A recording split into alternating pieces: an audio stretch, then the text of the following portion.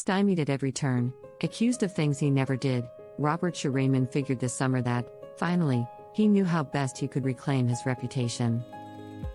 He asked the Wall Street Journal to correct a story it published about him back in 2013. Shireman was tired of what he says are false allegations. Claims that, as a top official in the U.S. Department of Education, Shireman illegally provided information to a hedge fund investor who was seeking to make big money by betting against the stocks of for-profit colleges. Claims that he was corrupt. Claims that he left public life disgraced. There's no evidence, none, to support any of those claims, despite 2 federal investigations. So, Shireman argued, the newspaper was obligated to correct the story, or even re-report it. The Wall Street Journal did not explicitly make those allegations in that 8-year-old article.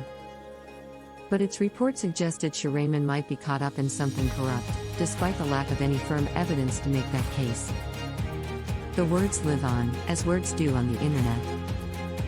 And that's fueled more false claims, including, years later, in the pages of the journal itself. Shireman's ordeal demonstrates how Washington hardball politics collides with the permanence of the web, where a false claim keeps being repeated, long after it's been disproven. Every 6 or 12 months, somebody, usually somebody who's probably in the for-profit college industry, decides to resuscitate these old, tired claims, Shireman says. And they look for ways that they can try to smear me. And they find this article and they cite it as evidence of something, even though there's nothing to it.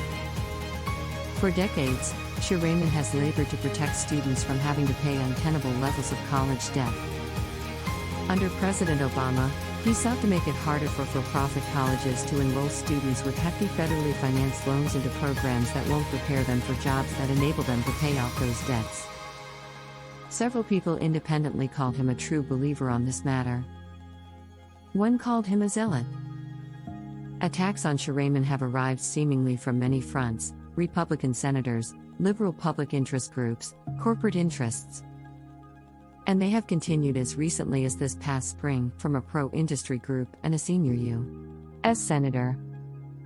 These rebukes have often taken inspiration from and derived credibility from the Wall Street Journal's earlier report. The journal has turned down Shireman's request to post a thorough correction or a new article. We are receptive and responsive to objections raised, no matter how old, Steve Severinghouse, a spokesman for the newspaper, writes in an email for this story. In this particular instance, we fully investigated the complaints Mr. Shireman brought to us, and after a full review concluded that no corrections were warranted.